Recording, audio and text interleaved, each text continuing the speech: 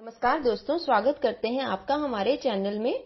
तो दोस्तों, धार्मिक और आध्यात्मिक कहानियां सुनने के लिए हमारे चैनल को जरूर सब्सक्राइब करें। आज की कहानी का नाम है श्रद्धा, विश्वास और समर्पण।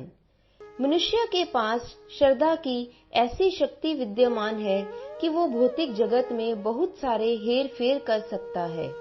श्रद्धा के आधार पर ही ब्राह्मण वरदान और श्राप देने में समर्थ होते हैं। श्रद्धा के आधार पर ही भक्त प्रहलाद की रक्षा करने के लिए भगवान विष्णु स्तंभ से निकलकर बाहर आए थे।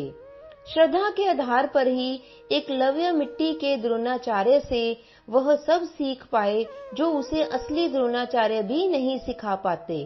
श्रद्धा का उपयोग अच्छे और बुरे दोनों तरीकों से किया जा सकता है। अच्छा उपयोग क्या है, बुरा उपयोग क्या है, ये आपको इस कहानी से पता चलता है। एक बार की बात है, एक गांव में कुछ दोस्त मिलकर एक भूत बंगले पर चर्चा कर रहे थे। उनका कहना था कि आज तक कोई भी उस भूत बंगले से जिंदा वापस नहीं आया था। उन्हीं दिनों उनका एक शहरी दोस्त श्याम शहर से गांव आया हुआ था। उस समय वह भी वहां पहुंच गया। जब उसने ऐसा सुना कि भूत बंगले के भूतों से आज तक कोई जिंदा नहीं बचा, तो उसे बहुत ही हंसी आई। उसे भूतों पर बिल्कुल विश्वास नहीं था। उसने कहा कि ये सब बकवास है, भूत प्रेत नहीं होते हैं। तो उसके मित्र कहने लगे कि ठीक है, हम तेरी बात मान लेंगे यदि तू आज रात को 12 बजे उस भूत बंगले में एक कील ठोक कर आ जाए।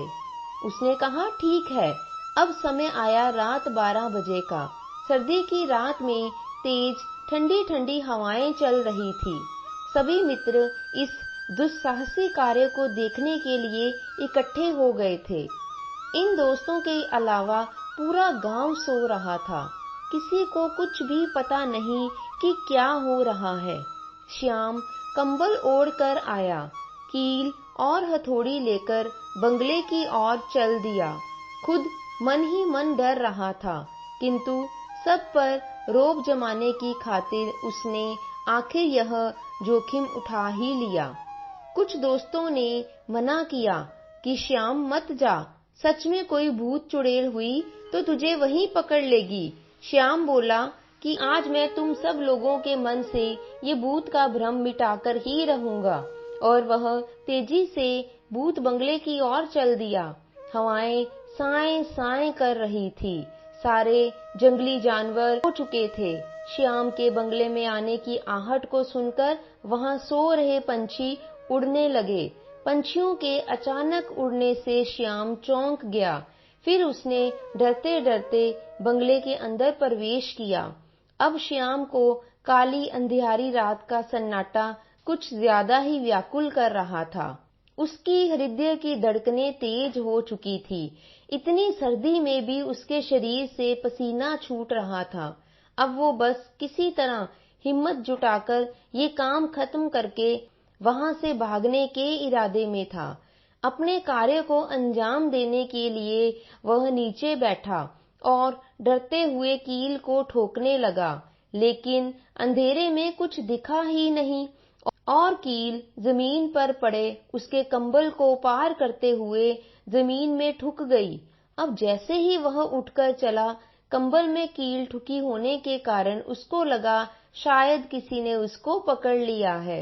यह सोचना ही था कि उसके होश उड़ गए। वह बुरी तरह से घबरा गया। ज्यादा डर के कारण उसके प्राण पखेरु उड़ गए। ये होती है श्रद्धा और विश्वास की ताकत।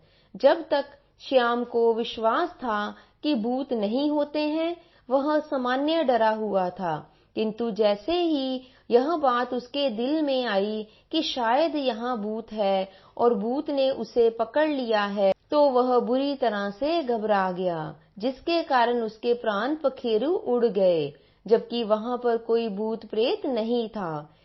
तो दोस्तों, देखा आपने किस तरह श्याम को अपने ही डर के कारण उससे अपने प्राण पखेरु करने पड़ गए।